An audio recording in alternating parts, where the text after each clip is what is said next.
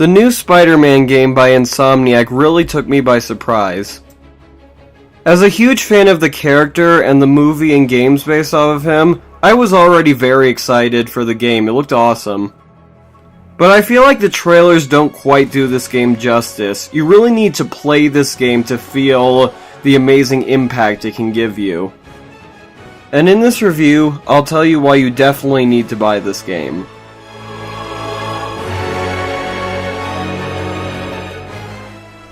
Going into this game, I really didn't expect much from the story. And that's one of the elements that really surprised me about this game. As Spider-Man, it's your job to take down all the villains who have recently broken out of jail, as well as a shady terrorist organization known as the Demons. At first, the game starts out pretty generic, but the second half of the game actually gets really dark and very emotional. Though there are certain parts of the story that feel kind of rushed, especially this one arc, which I can't go into much detail here, because that would be a big spoiler to some people. But it's a twist that you can see coming from a mile away, and it just happens very quickly, and it's kind of jarring. But I mean it when I say that this game is an emotional roller coaster ride. You'll feel really happy, you'll feel really sad, you'll feel very scared, just all kinds of great emotions. By no means an amazing or groundbreaking story, but definitely a good one, much better than I thought it would be.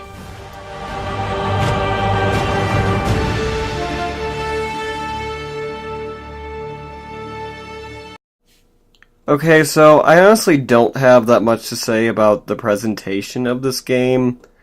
It's good, you know. Graphics are really, really good. They're not like the best graphics I've ever seen in my life. I think, God of War from earlier this year was better, but, still good graphics.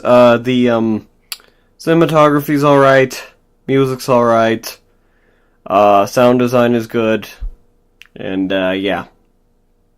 It's good.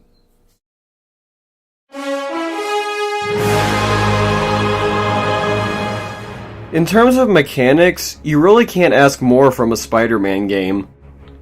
The movement, controls, and mechanics in this game are perfect. Just swinging around this virtual New York is one of the most exhilarating feelings I've ever had while playing a video game. You can swing from buildings, you can run across buildings, you can do these cool jumps, and you unlock new web-slinging tricks and techniques as you progress through the game. And just the way Spider-Man moves, and with all the different camera angles and wind effects, it just looks incredible in motion.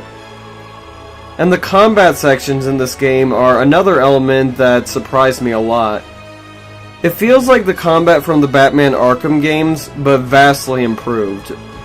Dodging and punching the enemies is extremely satisfying on its own, but where this combat system really thrives is with all the different powers and tools at your disposal.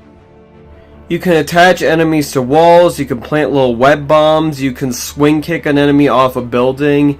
It's just great. There's so many different options for how you can take down enemies in this game.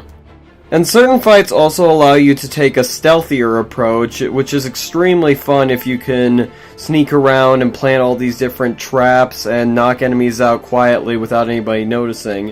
And it just gives you even more options with this extremely fun combat system. These mechanics can be difficult to learn at first, but once you do, you really feel like a god amongst men in this game. I'm not kidding. And the mission design in this game is much better than in previous Spider-Man games. It's less repetitive, and there's a bunch of different cool boss fights and set pieces in this game that are really awe-inspiring.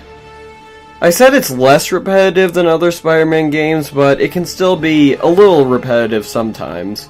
Especially if you do a bunch of side quests in a row, you'll notice that a lot of them reuse some similar goals and have a similar structure to them. But this is very typical of open-world sandbox games these days, and compared to other games like games from Ubisoft, it really isn't that bad, and there's definitely more variety to this game than in pretty much any other open-world game I played, other than maybe The Legend of Zelda Breath of the Wild. And the open-world New York itself is very well crafted and perfect for web swinging.